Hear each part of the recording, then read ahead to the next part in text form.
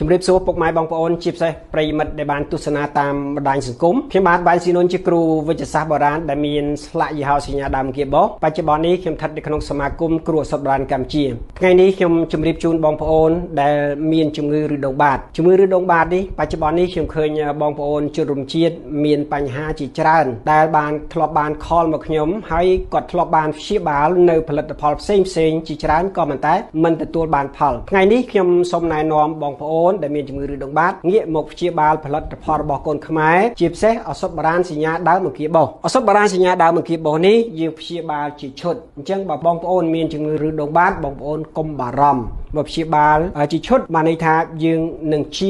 100% ជាឈុតនេះខ្ញុំសម្ដៅទៅលើទី1ថ្នាំគ្រាប់មួយកំប៉ុងនេះមាន120គ្រាប់ហើយគុណប្រយោជន៍របស់វាមាន4យ៉ាងទី1ជួយរំលាយអាហារជួយដាល់ខ្យល់ជួយបត់ជើងស្រួលនិងផ្សះឬដុំពីខាងក្នុងឧបមាថាបងប្អូនកំពុងតែបត់ជើងឈាមវាស្ទើរតែរាល់ថ្ងៃនៅពេលដែលបត់ជើងដឹងតែឈាមបត់ជើងដឹងតែឈាមអញ្ចឹងបងប្អូនឈប់បារម្ភខ្ញុំធានាថាបងប្អូនប្រើតែ3ទៅ4ថ្ងៃបងប្អូននឹងបាត់ឈាមចំពោះគុណប្រយោជន៍របស់ថ្នាំទឹកនេះលាបឲ្យវាស្វិតឲ្យវារួញបាត់ទៅតែម្ដងអញ្ចឹងបងប្អូនជាច្រើនដែលបានខលមកខ្ញុំថាលោកគ្រូខ្ញុំលាបទៅគ្រាន់ស្វិតអស់លីងក៏តែវាអត់ឃើញអង្គោះឬមកទេអញ្ចឹងខ្ញុំជម្រាបជូនបងប្អូនថាកុំបារម្ភមិនមែនថានៅពេលដែលខ្ញុំឈឺខ្លួនឯងហ្នឹងគឺជំងឺគ្រុនចាញ់ហើយព្យាបាលដោយឱសថសម័យហ្នឹងអស់ច្រើនណាស់ក៏តែវាអត់ជាដល់ពេលដែលខ្ញុំជាដោយឱសថបុរាណអញ្ចឹងចំណុចកន្លែងហ្នឹងធ្វើឲ្យជំរុញឲ្យខ្ញុំមានទឹកចិត្តក្នុងការស្រឡាញ់ឱសថបុរាណចំណុចទី2ដោយសារប្រពន្ធរបស់ខ្ញុំហ្នឹងគាត់កើតបើទៅពេទ្យគេថាតិចទឹកក៏ប៉ុន្តែនៅពេលដែលយើងទៅរកគ្រូមើលថាគេធ្វើបាទដល់អញ្ចឹងទៅ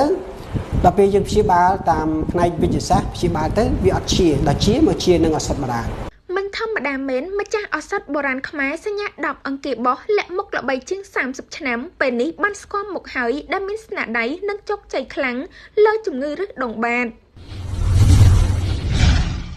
ពេលនេះបានជួបដោយផ្ទាល់ហើយជួបម្ចាស់ឱសថបុរាណខ្មែរសញ្ញាដើមអង្គាបោសដែលល្បីតគ្នាជាង30ឆ្នាំ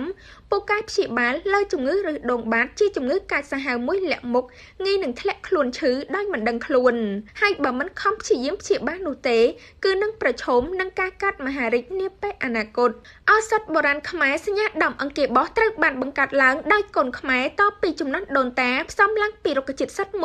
100% ដោយមានការទទួលស្គាល់ពីច្បាប់ជាតិត្រឹមត្រូវដែលពូកែនិងមានប្រសិទ្ធភាពល្អបំផុត